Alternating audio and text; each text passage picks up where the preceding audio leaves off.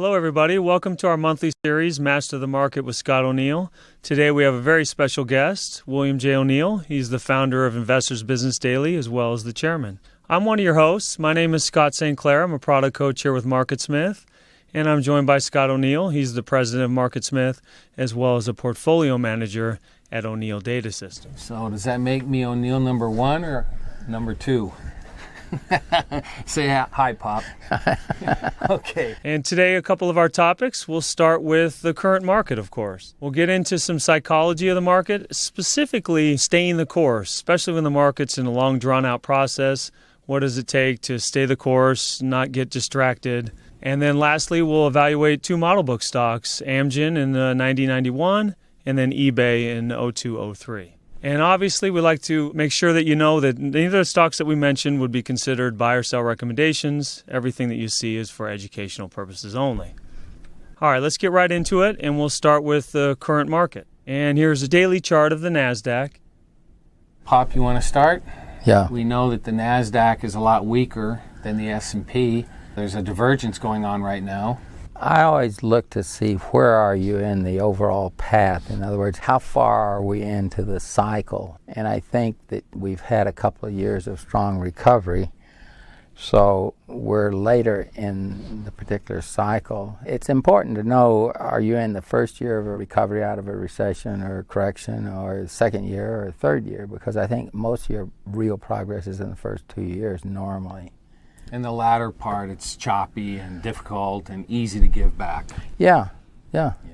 Today was tough. Well, let's go back. Yesterday, all the growthy type stocks that have been getting hit since the beginning of March had a big day yesterday, but it was interesting that a lot of them had low volume. There was not a lot of conviction, and of course then today we open up a little bit and we start to reverse. What's the S&P look like, Scott? Look how the S&P went into new high ground just barely and then reversed. And it was low volume too. You normally would think when a market is breaking out that the volume would pick up some, but those prior 2 days really didn't get much volume at all. So overall, we remain negative until proven otherwise. Well, I think that negative, and also realizing you've already had 2 years of an up market and you're in the third year, and most of the money is usually made in the first 2 years. There are those that think that, well, the economy's slowly recovering and we just have to hang in there and these are buying opportunities. And then you've got the other group of people that are looking at the charts and the distribution days and how the indexes are acting with the divergence, and they think that the S&P may come down to match the NASDAQ. Well, once you're going to start into a real decline, that's the way it happens. The S&P has been a stronger index and has a better following, if nothing else, than a lot of bigger funds index. In other words, they buy the index. So the S&P 500 has that advantage of having a lot of people who want to buy their stocks or buy the whole index. And I think you'll see it supported right up to the bitter end because of this fact. Usually if you start a bull market, the NASDAQ is going to run up further, faster. And when you go into a bear market, it's going to come down faster. So it has historically had a larger number of the current leaders in the market. Playing that logic out to the downside, you could say there is a decent probability the NASDAQ could be leading us down. With the other indexes, I mean. Yes, because it usually leads up and leads down. It doesn't always have to happen that way, but quite frequently. And you have more of your leaders that tend to show up in the over-the-counter area. All right, let's get into a little bit of the psychology of the market, specifically if the market's doing nothing or going sideways to down for a long time. Kind of the two stocks that we'll focus on later, the way they set themselves up was a period of the market going down and not doing a whole lot. And if you kind of tuned out or thought, well, this market's not worth it, you would have missed those two stocks. Well, your bases are formed usually during market corrections. So you want to always remember that. And a stock comes out of a long base and takes off in doubles. Well, it built that base during a market correction in most cases. So market corrections are not necessarily bad. Well, it's good because it resets the clock, and if we're running our screens and have a fresh watch list, then we catch it right as it comes out. That's the whole system. Yes, and if the market's been correcting in the indexes, usually when it turns, it will have a follow-through day fairly soon. So you're getting in somewhere near the beginning of a new uptrend. We've always used that follow-through system because you don't want to get sucked in just because the market's down, it's down and you got to buy, or it suddenly turns for 1 day or 2 days. We like to make sure that you really are having a turn, and that's why we use a follow-through day. On this point here, I must have heard this 1,000 times growing up, moves to disappoint the masses.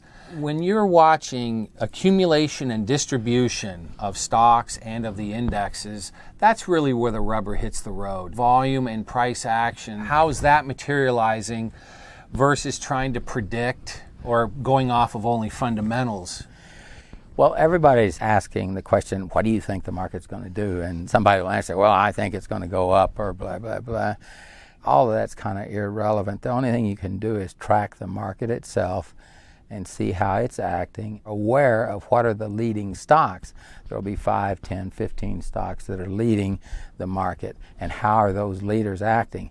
You don't need to know anything else, and somebody's personal opinion about what they think of the market is usually nothing but a personal opinion, and you track it day by day, price and volume figures, and see, is the market following through and is it acting the way it should, or is it beginning to show distribution and it's negative, and you just have to bend with the market and pay attention to what it's doing. And there's no reason that you should ever get caught in a bear market and ride all your stocks down because the market itself is telling you I'm going down and I'm not acting right, and when it rallies it doesn't rally that well and it doesn't follow through that well. And say you have a correction of 30, 40 points and it rallies 5 or 10 and then it rolls over again. So the market will tell you when it's starting to have troubles, and you just got to learn to read it and agree with it and go along with it.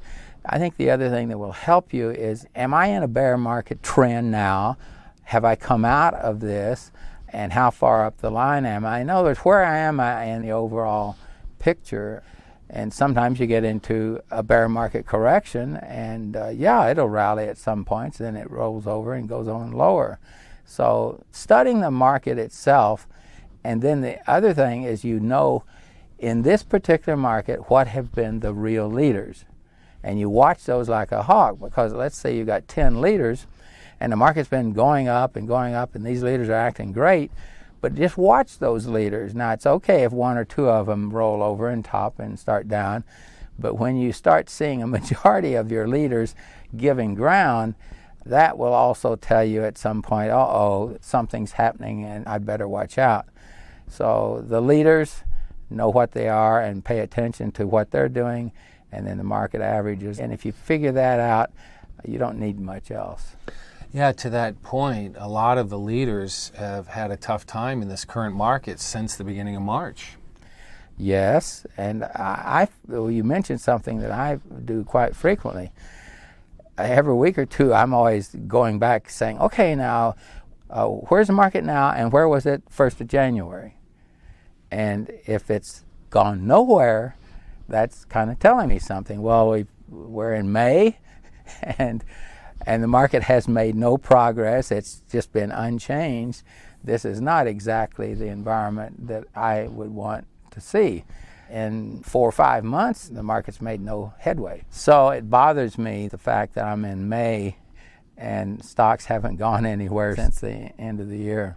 So the bias, clearly, based on this point, you're saying, is more bearish than bullish. Yes, certainly if you're in a strong bull market in May, you would be up from the 1st of January something. So maybe you're just going to go back and forth sideways for a while, and then ultimately it rolls over. But it's not a sign of power and strength when in May you're sitting there at the same price you were at December 31st. Great point. All right, well, thanks for that. So let's get back into psychology. There's always a lot in there. And we want to focus specifically, because of the two stocks we're going to talk about, on key reasons why people miss buying big winning stocks. Well, that is fascinating. Strong egos active in the market think they really know what they're doing because they're bright and intelligent. And they may be a very sharp, bright attorney or something. That doesn't mean they're going to make money in the market, because the market's an animal of its own with its own little things. It moves to disappoint a lot of people. You've got to learn how to analyze what is the market really doing, what's it really saying, and where is the leadership, and where is a safe place to buy a stock. And also, see, it doesn't end there. You've got to know, where do you buy a stock soundly and what are the characteristics, and then also, when do I sell it? Sometimes tall order. Yeah, it's not easy. You can take the brightest attorneys in the country and they'll struggle in the market, because they've got to understand, how does this market work, and how do you have to buy stocks, and when do you have to sell them? See, this is kind of a key.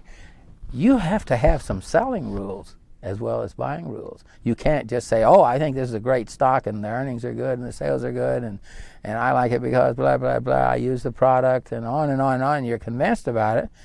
But you have to have a set of selling rules. Okay, so I buy this stock, and what do you do if you're wrong? At what point do you recognize it and cut it? And on the other hand, if you buy it and it works, are you just going to sit with it forever? It runs up from 20 to 40 and rolls over and goes back to 20. We've never round trip stocks before, not in this shop. So you have to have buy rules, you have to have sell rules, you have to have general market rules.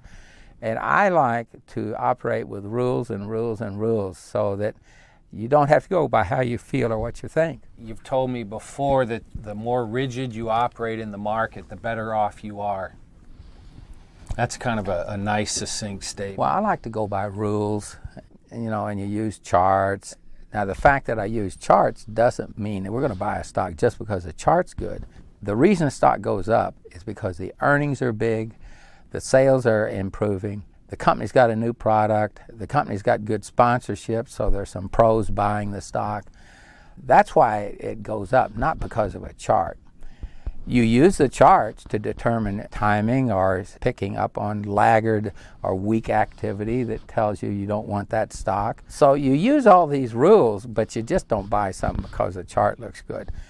It's going to go up because the earnings are big and they're accelerating and the sales are strong and they got a new product that's selling and it's unique and it solves some sort of problem. So it's fundamentals, and the bigger the earnings increase, the better. In other words, 50% is better than 25% in the last couple of quarters. 100% is even better than 50%. So it's like anything else. The bigger the numbers, the better off you are. And don't get thrown by the diversionary measure of the PE ratio. I rarely ever pay much attention to the PE ratio, because the market is a broad marketplace and the PE is about where it ought to be at that time and place. And I may buy a stock at 15 times earnings, or I may buy one at 55 times earnings. And I'm not going to stand there and say, oh, well, 55 is way too high and that stock has no business being there. That's like running a baseball team and saying, well, I've got this 350 hitter that hits 30 home runs a year, and why would we be paying them $10 million a year? That's too much. Well, do you want to win games or not? Yeah, so don't argue with the PEs, and don't have that as your basis of buying stocks. Well, I'll buy this because it's only 15 times earnings. I look at a PE, but it doesn't influence me one way or the other. I'll buy a stock at 15 times earnings or 55 times earnings. I assume the marketplace has assessed it, and at that time and place, that's about where it ought to be. Now, we'll use charts, and we'll study the product and the sales and the earnings and return on equity and all these measurements, but I'm not going to sit there and say, oh, I can't buy that because the PE is 50. Well, succinctly, we don't look at PEs on the buy side. Yeah, they aren't factored in. Well, if you had gone back to 1998 and we're looking at PEs, then you probably would have passed on AOL and Schwab. It's not PEs, it's the percentage increase in earnings and sales. And the bigger the better.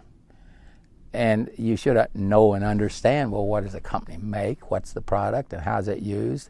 And is this a hot product that everybody's buying? And So there are just certain basics that you want, and the bigger the numbers, the better.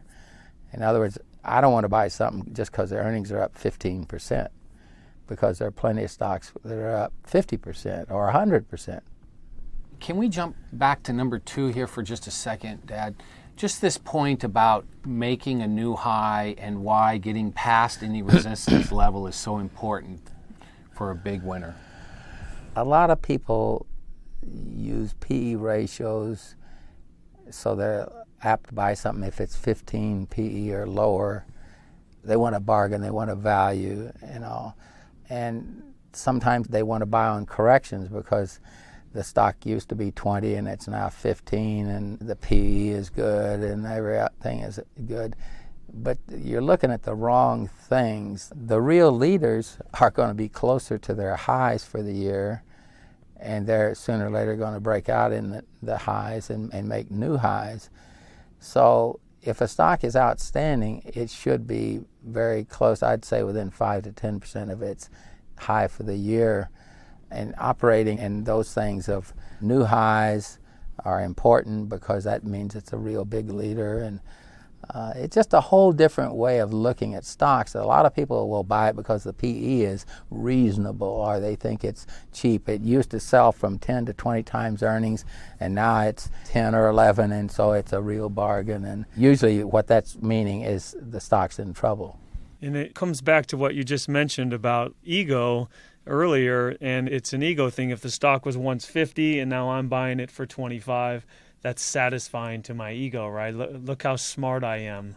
I paid 25, all of those guys paid 50, 45, and 40. And then lastly, the selling too soon, either getting shaken out or too quick to take a profit. Well, a part of that is if you buy it right, you're not going to get thrown out too much. But if you buy it a little bit extended, you're going to get into the next correction. And now do you sell it or don't you? And so part of that has to do with where you start. If you start right, you aren't going to have too many challenges. If you're buying it as a sound base, the earnings are beginning to accelerate, everything is there, and you buy it right, it's not going to challenge you. But when you chase it a little bit, or you're buying on the way down and you think it's a bargain and maybe it just keeps on going down further, that's why you need to at least use charts, even if you're going to concentrate your buy based on big earnings and sales and return on equity and all the fundamental measurements. You can also get into a problem pyramiding improperly, or in a difficult market environment, you really shouldn't be pyramiding, just trying to see if that initial purchase can hold. So let's get into 2 of the stocks, and we'll start with Amgen. So this was one of your big winners in the past, and we thought it'd be nice to lay it out for everyone and specifically analyze the base where you entered. But first, let's set it up. All the seminars I've been to, every time Bill says this, it just rings true in my heart. The stock's not going to double or triple because of the chart. And in fact, I think earlier in the webinar he mentioned it, because a lot of times I'll find myself buying something and say, look at how because the chart looks good, yeah, right? And then you go home and say, well, where are the earnings and sales? And this saying rings true for me in that instance. Well, I can tell you, don't ever recommend a stock to Bill O'Neill because the chart looks good. So here's Amgen's fundamentals at the time of its breakout. EPS ranking, group strength, all very strong, but quarterly earnings really stand out. Well, that's the exciting thing, is that these new companies come along and all of a sudden you see a couple of quarters that are up really big. And to realize that, say there are 10,000 stocks in the market and you're looking for the top 1%, and they're going to have earnings up 50, 100, 150, 200%. And if you can find a company that's got something like that, that's not an accident. It's not that easy for somebody to have their sales up 50 to 100% or earnings up 50, 100% or more. But out of the 10,000 stocks, there's 1 or 2% that have got something so good that it's really selling and the earnings really are there. And I'm glad you showed both the earnings and the sales up there, because I want the sales to be up there. I don't want it because of some cost cutting. They show earnings good for a couple of quarters. I want to know that the sales are there, the demand for the product is there, and the higher the better.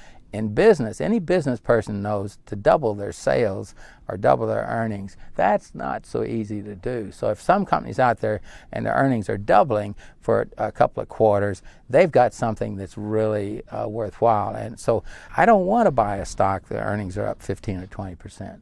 4,400%. Wow. Outstanding. Well, you're showing me that, and I don't remember it being quite like that, but I know that it was huge. But to look back on it now, when we were buying it, I could see why we wouldn't be afraid of the stock, because the earnings are so huge, but it's hard to believe that stocks can actually have something like that. So let's set up the trade. This is S&P on a daily chart, February 16th, 1990. You'd just undergone an 11% correction, and then a few days before we had a follow-through day as marked on the chart. And this is what Amgen looked like on a weekly chart at that time. It's good that you showed the general market as well as Amgen, because when you have a follow-through day, usually the market's biggest leaders, the 1 or 2 or 3 stocks that are going to be the big leaders, will come through real quick. And that's exactly what's happening here. In other words, Amgen had been correcting. Notice the chart up above, the S&P had been correcting, and the stock was correcting with it. And then it gets this support below the moving average line and below that first bottom, and it closes up mid-range. Now, using the old Livermore formula, we would say when you make a low in a stock and it rallies up a little bit and then rolls over and makes a new low, if it comes back through that by 3 points, you've established a new buy point, and that's where you'd buy it. So if that low was 48, the first low, at 51 you buy the stock. And when it came back by 3 points from the prior low, the Livermore formula was saying that stock has established a new uptrend, and that's your buy point. Now you buy some at 51 because it's up 3 points from that first low, and then you add to it where you show your arrow there. So you buy a stock exactly right, and then you add some more when it's coming out. So there are safer places to buy rather than just any old time because you like the stock. Now there it's moved up a little bit, and you'd probably be adding to it not only at that looks like about the 55 area, but you'd probably be adding to it around 58 when it went sideways tight for a little bit, and then it breaks out and it goes 3 weeks tight, and there you're probably adding to it there. So what my method is you're not going to be right all the time, but when you start right, you add something to it, but you don't buy 100 shares and now buy 200 higher. You might buy 200 to start with and 100 a little bit later, and maybe 50 a little bit later. And I'm not embarrassed to buy 25 shares even after that. You don't want to run your costs up too high. So there's a way to take a position, and you want to add to it if it's working so that you wind up with more money in the one that you're right on and less money on the one that isn't doing something that you're wrong on. So here you get your first 20 to 25%, but I would imagine you'd say with those big numbers that we just went over, the fundamentals, you're probably going to try to play this out. Well, to go back, the little double bottom, when it comes through that first bottom by 3 points, which would be 51, I'm buying the stock right there at 51. Then it breaks out of the, it looks like it's around the 54, 55 area. That little W that's being formed, the middle part of it was around 55 or 54. So I'm adding to it there. It goes up and it goes sideways, angling up a little bit for 2 or 3 weeks. I'm probably adding some in there. Then it goes into new high ground and goes sideways, very, very tight. I'm probably adding some there, but I'm adding a little bit less each time, so I'm not trying to run the average up too much. At a very young age, you were always telling me you'd go to the weekly chart first. Always analyze the weekly chart first. The daily you can look at when you're about to buy, but the weekly is where you do most of your analysis. Because that gives you a longer time span, and it's more apt to show you the real thing that's going on rather than the day-to-day. You know, you can have 2 or 3 days that are up a lot or 2 or 3 days that are down a lot, and sometimes that can get to you. Wow, it broke 3 days in a row, and look at it, volume was terrible yesterday. I don't want to get thrown off with little day-to-day changes, so I don't rely on the daily chart that much. I use the weekly charts to spot something that really is developing a sound base and how it's handling itself. And I will look at a daily chart, but I'll also look at a monthly chart. And I will place more emphasis on the weekly chart, and I'll look at the monthly chart. Sometimes these stocks on a monthly chart, they just keep going up and up and up and up and up. But I don't want to base my activity on a daily chart, and a lot of people do, because you get these 3 or 4 days in a row that are just terrible, and all of a sudden it comes out of it and takes off and runs up. You can see that one in October of '87. That really got everybody out, cleaned everybody out, but it comes up and it takes a long, long time before it really begins to get in the upper part of the overall base. Even this period was in the lower part. So you got to get up into here before you have different little buying points, and sometimes you can buy it way too early and it just doodles around and goes back and forth and drives you nuts. And then we get our first bounce off the 50-day moving average, 10-week line. Yeah. And then we get another one. Now, we're not buying this stock, and let's make this very clear. We're not buying it just because of this chart. We're buying it because the earnings are up, the sales are up, there's a new product that's really selling. This is leading in its industry. The general market is proper, it's handling itself okay. There are a whole bunch of reasons. And yeah, we'll use charts, but we're not buying it because of the chart. It's the earnings and the product and the sales and the return on equity, and all those numbers come through as being big. That's what really makes it go up a lot more, the increase in earnings. And in this case, after getting support at the 10-week line a handful or a couple of times, you can see that relative strength. That's one thing you really noticed, Scott. Yeah, this is pretty interesting. It's nice that it's highlighted. You can see the S&P had been flat and our stock's really running strong. And of course, look at the RS on this. And now go forward one more. Look at the S&P breaks. This is a daily chart. It shows you just how dramatic of a break. And it continues down to a full 20% correction with a follow-through day. And so the big question is, so what's this big leader doing while this market is just falling apart here? Well, this is as much of a correction as you get, and it basically, what you said earlier, Bill, it forms a nice little base during the correction, and the relative strength line is on fire. And we get an 8-week cup with a follow-through day. And there's the fall-through day actually is marked on the chart. It's that big support week at the bottom of the base. And when you get your follow-through day in the general market, then on that day, usually there's one stock that's a leader that's breaking out, and a week later there'll be another one, and a week later there'll be another one, and all your big leaders come out within 2, 3, 4 weeks. So you've got to understand, I've had a follow-through day, and now you're really looking what's breaking out and what's in a position to break out, because the big leaders will come out one after another, and after 4 or 5 weeks, most of them, they're already out of there and up and running. So this stock was so powerful, it was clearly fighting that whole correction. So let's analyze, we're going to analyze the base? Now I've got 1, 2, 3, 4 weeks down, I got 1, 2, 3, 4 weeks up, I got a base. And I don't try at the bottom saying, well, it's down 4 weeks and earnings are great, and it means nothing to me. I'm not even going to pay any attention to it. It's down 4 weeks.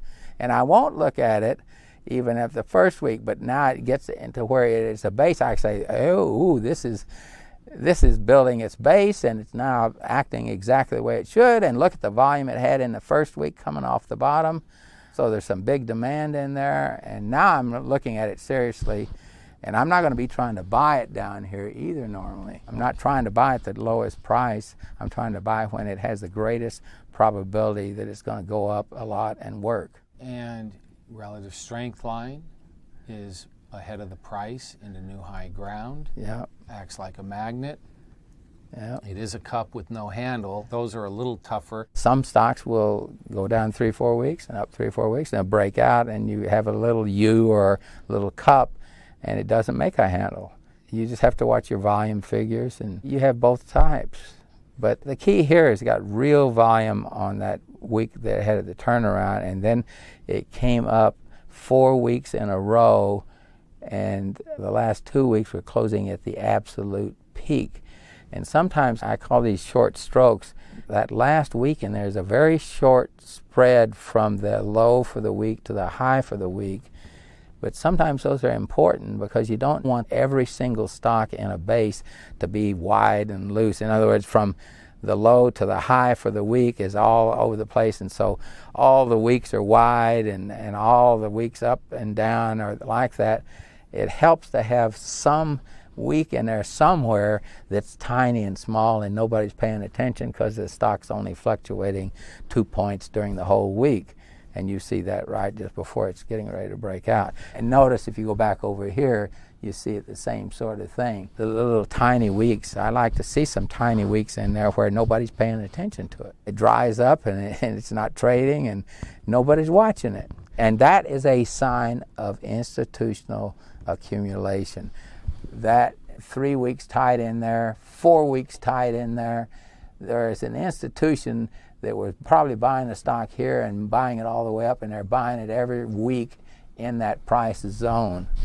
Because the big institution, let's say they got a $2 billion or $5 billion, and let's suppose that they want a 5% position in the stock. What's 5% of $2 billion? And they can't buy that kind of a position in one day or even 1 week. So they got to be buying it little by little for several weeks. And sometimes that's what makes a situation like this, is they're just quietly buying some every day for a week or two. And there we go. We break out. Advance a few weeks and you get some tightness that you talked about, and support at the 10-week line again.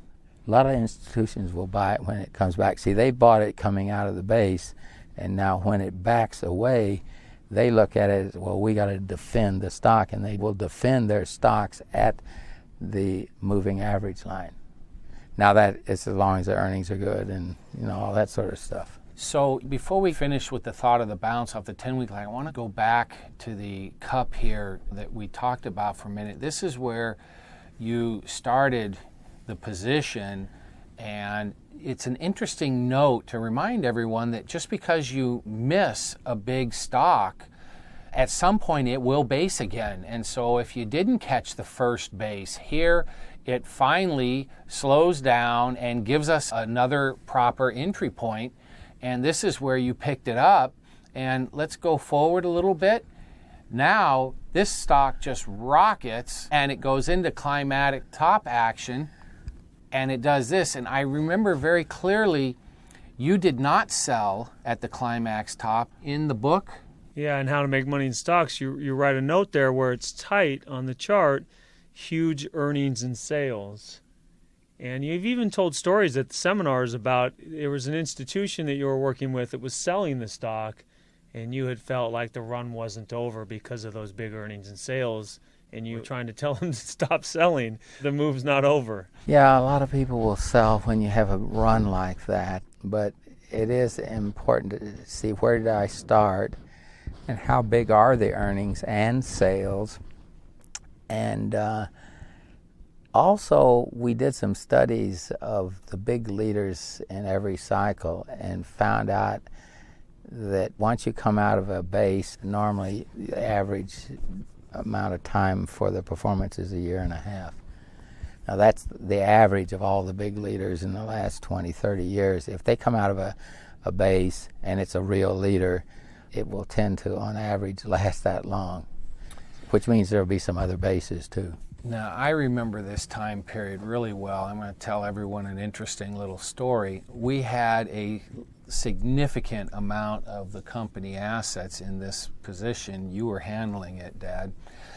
And when we were up here, right around this top, you had told me that you thought the stock needed to consolidate, that it was, quote, getting tired, and you had so much in it that the risk was starting to concern you that it did need to base out for a while, and you lightened up by 1/3.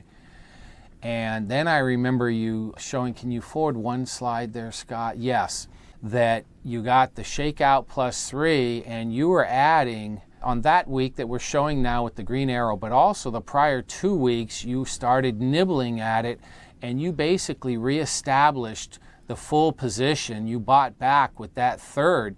Now, it doesn't look like it. Do you show the correction percentage here? Yeah, it was 22%. That's a healthy correction for the stock, but you had sold 1/3 it comes in and you're reestablishing right in this area. Well, I'm using the old Livermore formula of breaks below that support when it comes back through it by 3 points. And it was a $120 stock at that point. I was probably using 6 points because Livermore's rule was on $30 stocks, so I was probably using 6 points. So when it came back from that low point plus 6 over here, I'm buying over there, and I'm probably buying it at 123. Amazing, just amazing. Well, in other words, we're using rules. Well, I know. The Livermore is pretty clear here. I'm talking about you instinctively saw that the stock needed to take some time off. It had run up like mad from 50 to 130 or so, and I remember it. Amazing. Let's keep going. This is the end of at least these 3 bases. There's the first base that we just talked about. There's the second base, the cup. And then there's the third one, the double bottom with the traditional pivot, but Bill's talking about the Livermore buy point. What's interesting is if you go from base number 2 to the peak, that's a 350% gain, but I happen to know in looking at the portfolio at the time, you actually, because you lightened a third up and rebought it back at base number 3, you made 550% from that second base to the peak. Just amazing. I got to hand it to you. Just amazing. Well, you know, you think that's amazing, but the way I learned that is early on in the first year or two when I was learning the market, I would go back and find big leaders that had doubled, tripled, quadrupled, whatever in the last few years. And I would study those and see, okay, what made them go up like that and where was the starting point. So I would have a model of something like this showing that base and showing the earnings turning up. It had been 20%, now they're 50, now they're 80. I built some models of what did the stocks that had the biggest move in the last bull market, what did they look like when they started? And always it's the same thing. You know, the earnings had been up 20%, now they're up 50%, now they're up 80%. Now the stock is running and it builds bases. And so this is nothing new. This has been going on for years and years and years because the institutions make the market. The public doesn't make the market in these stocks. It's the big funds, and they will be buying the best stocks, the better funds that are sharp and smart. And they're the ones that drive the stocks up, and they all have the same characteristics: big earnings, a new product that's selling rapidly, and just keeps getting repeated. And the great thing about it is every year there's some new ones that come along. It never stops because that's the freedom in the country and the innovation and entrepreneurialism. There's always some young scoundrel out there somewhere creating a new product, and he's selling the newest, greatest computer or whatever. So it never ends, and that's why you need to learn how the past ones, what they look like. And you're going to show eBay here. Well, we'll see they had a unique new product, and they had big earnings and big sales. 2 years later, there's somebody else coming along with replacing them. It never ends. Capitalism's creative destruction. Yep, that's it. And the average duration sometimes of these big leading stocks is a year and a half. But in a year and a half, if your earnings are up 100% each quarter, that stock could go up 3-4 times. And that takes us into eBay. And speaking of the quarterly earnings and sales, those are pretty large as well. And the EPS ranking was as high as possible, 99. And that's the reason the stock goes up, not because of the chart. The chart is formed because they're making earnings that are great, and the institutions start buying it, and all of a sudden it takes off and goes. But it doesn't go up because of the charts. It's going up because of those big earnings. And here's a couple of quarters after the breakout, big earnings and sales on top. So if you combine those, there's 5 huge quarters of earnings and sales. Well, and one little rule I had, and I follow it almost all the time, is if I have earnings that are escalating like that, like 80%, 100%, I'm going to be very foolish to sell that stock if 3 quarters in a row the sales and earnings are accelerating. Now, I suppose there's an example, 1 out of every 5 or 10, that might not hold up, but on basic averages, If you have a stock, the earnings are accelerating 3 quarters in a row and sales are accelerating, you better not get cute and sell that stock. You better give it a little more time, because you've got the acceleration point is telling you, wow, man, they've got something that's really selling and it's getting better and better. Now, at some point, it'll top, but you just don't want to sell something like that because all of a sudden the stock's down for a week.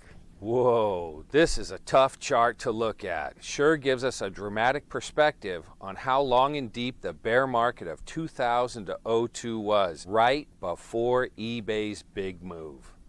This is a weekly chart of the NASDAQ, and this is the peak when the bubble burst back in March of 2000 all the way to the bottom of October of 2002. Now, the first point is this is a great example of why we follow distribution and accumulation in the marketplace. And very simply put, when you've got too much distribution, in other words, too much supply hitting the market, we're probably going to go down. And at that point in time, it was 5 distribution days, we would be out of the market. Now that rule, now this is 2014, the rule has changed to where it's 7 to 8. And that really is because of the volatility in the indexes, and we're trying to keep it as accurate as possible. But the same principle applies. You get too much supply hitting the market and you go down. And look how it really kept you out of the market for the most part of that tremendous, tremendous correction. And then we come down to the follow-through day. And I remember very clearly here coming by the house and you telling me, because I got to be honest, I was pretty down. I mean, everything I tried, I'd throw a 100-share probe out, boom, it would get killed. And then a few weeks later, I'd try again, and a month later again. After a couple years of that, you're just thinking, wow, nothing's ever going to work. And I remember coming to the house and you saying, yeah, we got to follow through, and I'm buying this stock called eBay. I remember you telling me about it. It was just a fascinating story. We can talk about it a little bit. But I was definitely down in the dumps around here in this follow-through day, and you were telling me, look, you got a follow-through day. You have to respond to it. Do you remember that? Yeah, in other words, the market's always moved to disappoint the majority, and there's an enormous amount of psychology in the market. Right at the point where you're getting kicked around and the last 3 stocks you lost money on, the market suddenly turns and you have to see that it has turned and followed through. Now, we don't buy anything on the first day or second day because we're not trying to get sucked into every time the market runs up a point or two. But we have the follow-through, and if we get a follow-through, we're buying stocks. And that follow-through concept lets you avoid buying on the one day that's up here because it's so strong and the volume's up, or buying the first day or two. And sometimes you'll buy in here and maybe you got a follow-through and it fails over here, and so you're going back out, but you will be back in when you should be back in. So this is the chart of eBay on that same week we highlighted in the previous chart, October 15, 2002. And this is a weekly chart. And you can see the double bottom that it's built. This is fascinating because you're having sloppy markets, sloppy markets, sloppy markets, but in one of those sloppy markets, all of a sudden a double bottom pattern shows up. And a good chartist that knows what they're looking for would see that when you're looking every week at your week-by-week charts. All of a sudden you'd say, ooh, wait a minute, here's a double bottom, and the second bottom has a little shakeout, and it's doing everything it should be doing. These bases are a little wide and loose, and this one comes down too long and spent too much time going sideways. So this is faulty, that's faulty, this is correct. It's tighter, and it does exactly everything it should. So a good chartist would see that. Now, the problem is a lot of chartists are pretty good, but they don't pay that much attention to the fundamentals, so they think the chart is it. But that stock's got to have the earnings and the sales and the return on equity and the product and all that, and then the chart has to be good, and that's when it really works. So I'm not buying that chart. I'm buying hey, the chart's right, and now I go look how much are their earnings, how much are the sales, and are they either there or not. If they're not there, I'm not going to buy it. And the story, and Yeah. does the story make sense? And so you're picking up the idea on the chart, and then you do your deep research on it, and that all checks out. And so you go back to the chart and you find your entry point. Yeah, I'm not going to buy it just because of the chart. I'm going to buy it because the chart's right, but the earnings are accelerating, the sales are there, and the return and the product, because it'll go up because of the earnings, not because of the chart. You could have a chart like that, and if the earnings aren't there and the sales are pukey, the stock will go up a point or two and then roll over and mess around. Well, I just remember when you had said to me this stock called eBay, and it just sticks in my mind. Okay, so let's go through the base. See, they're all tightening up now. Yes. The first base was wide and loose. And in other words, by the time the stock gets up here, it's already up 50, 60, 70% off the bottom. And the first one fails, second one fails.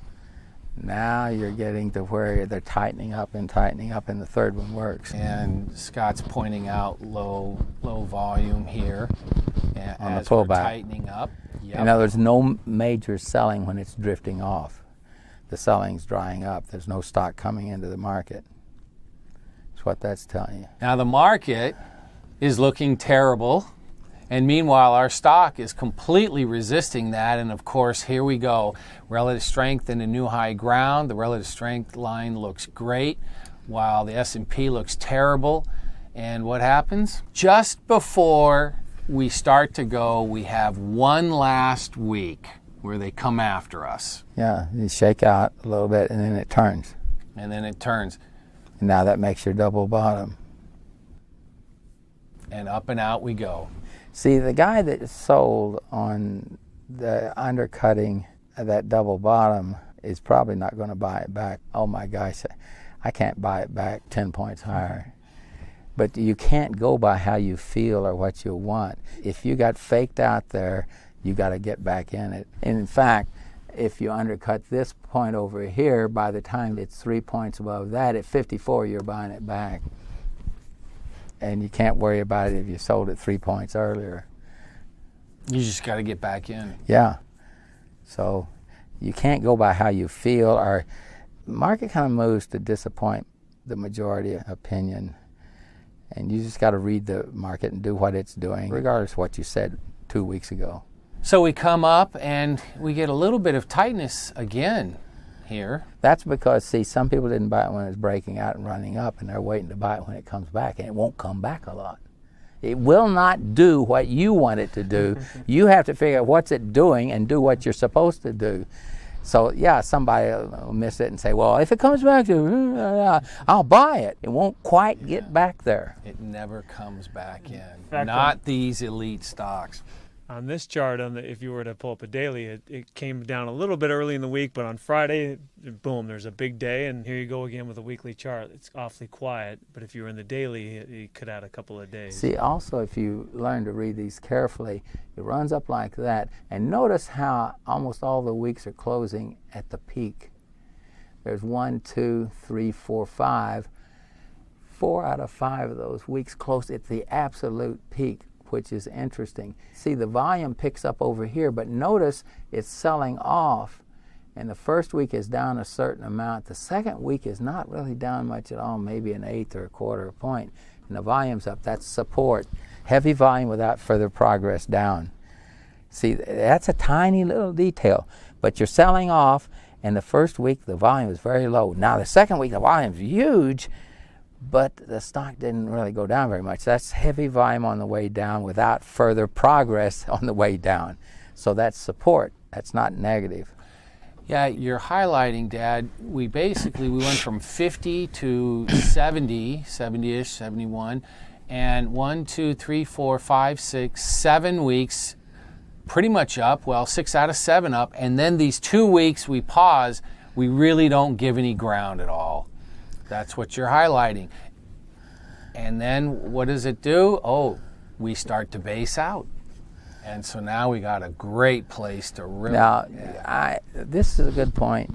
to mention that there are probably 6, 7 look-alike on each one of these situations. Now, and you need to know what defines it. On a flat base goes kind of straight sideways in the same territory, but you don't want a flat base that is 3 weeks or 4 weeks. You want it 5 weeks or more. Now, why do I say that? Because when we check for years and years and years, the bases that worked that were flat bases had 5 weeks. So 3 isn't quite enough.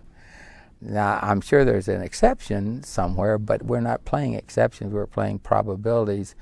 And when you have 5 weeks building up tight, sideways, now you're beginning to, in other words, it's being accumulated over that long time period. And up and out. Look at the relative strength line. Again, now that one's confirming. See, when this broke out, it had 6 weeks in it. So you want 5 weeks or more in a flat base. So what this means is that somebody has to do a lot of studying and work. Okay, I got a flat base, I got a double bottom, I got a this, I got a that. And what's the definition of each one? Well, a cup with a handle, you don't want a cup with a handle in 4 weeks. You know, you got to have 7 or 8 weeks in a cup with a handle. You got to have 5 weeks in a flat base. And if you have 3 or 4 weeks, you might get away with it 1 out of 3 times, but not 2 out of 3 times. You know, at this point, Pop, you had the majority of your portfolio in this stock between the double bottom and accumulating in all those prior weeks and then the flat base. Yeah, if you know your bases, you're buying over here, the shakeout plus 3, and then you're adding, it's breaking out there. And if you build another base here, you're adding more there.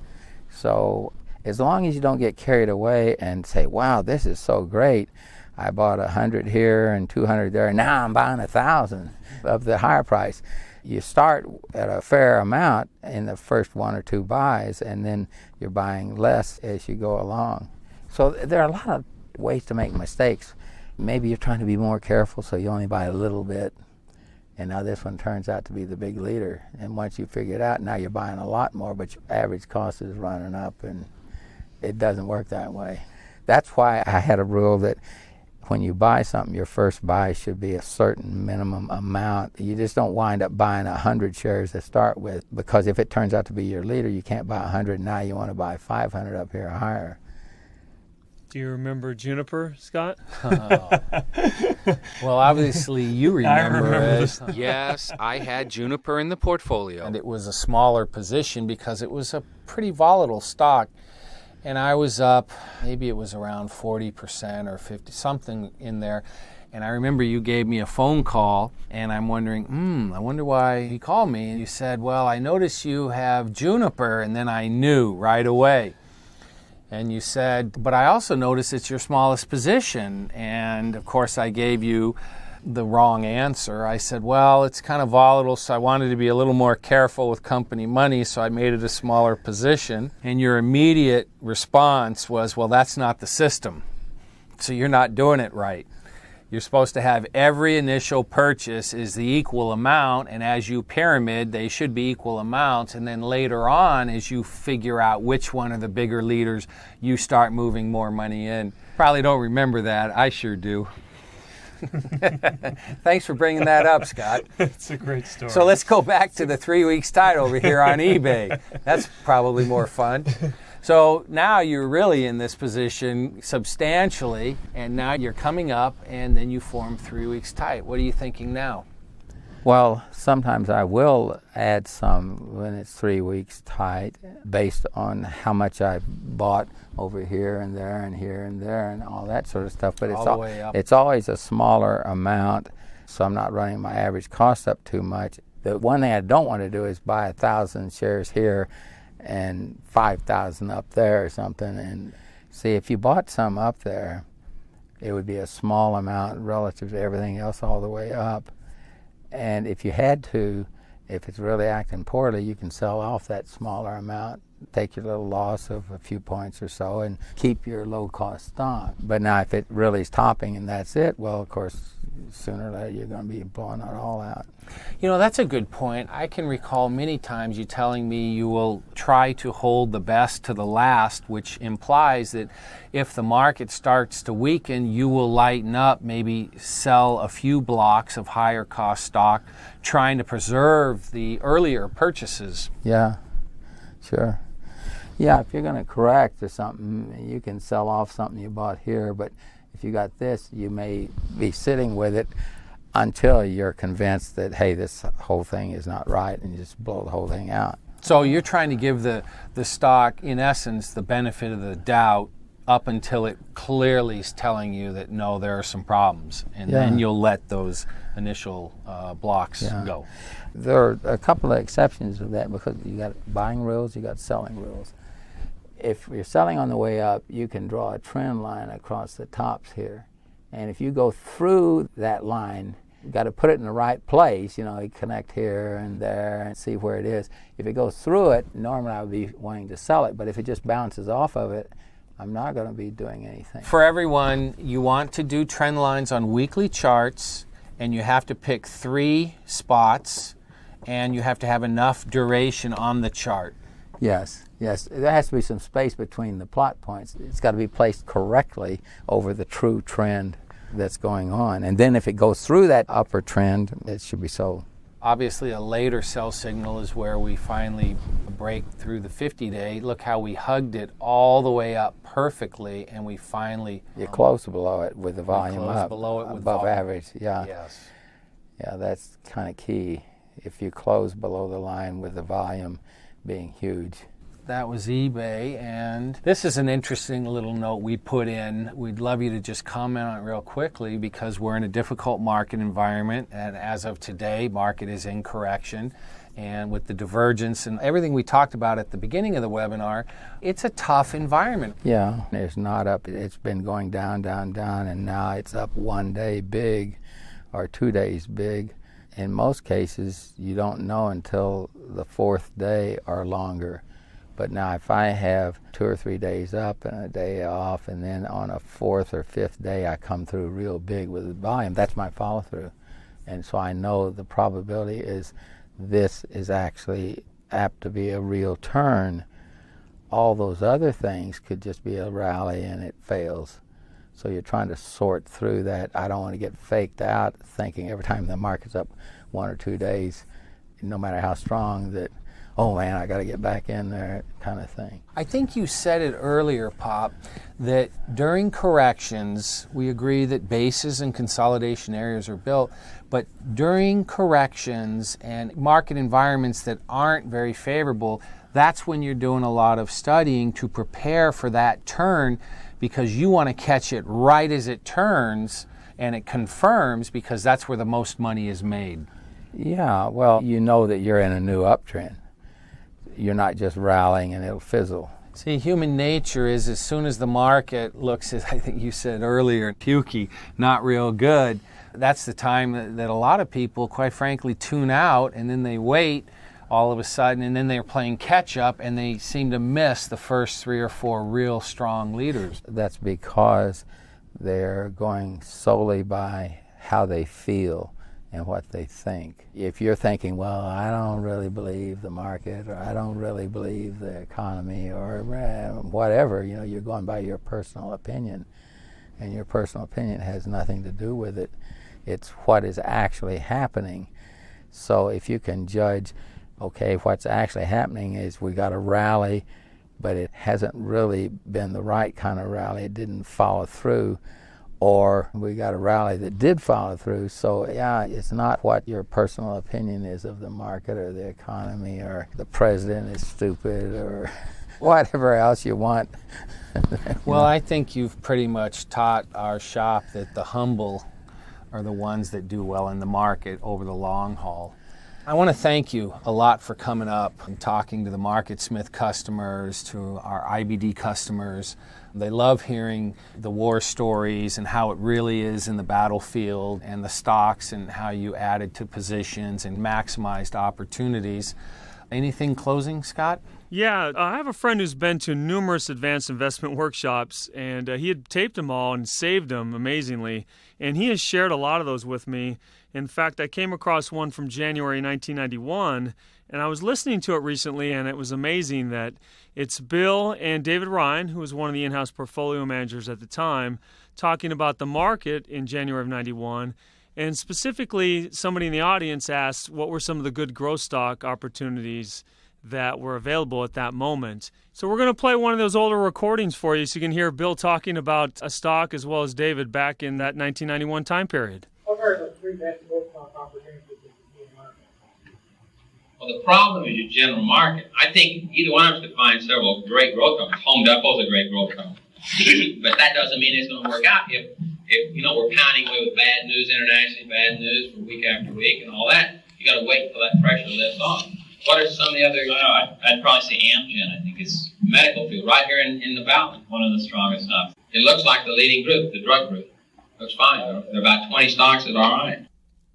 So here's the chart. After just listening to that recording, you can see exactly where that seminar occurred back in January 1991 and what the chart of Home Depot looked like at that moment, as well as Amgen, which we'll advance to in a second. And it's just amazing. Amgen was slightly extended from that base, but Home Depot was building that perfect cup with handle.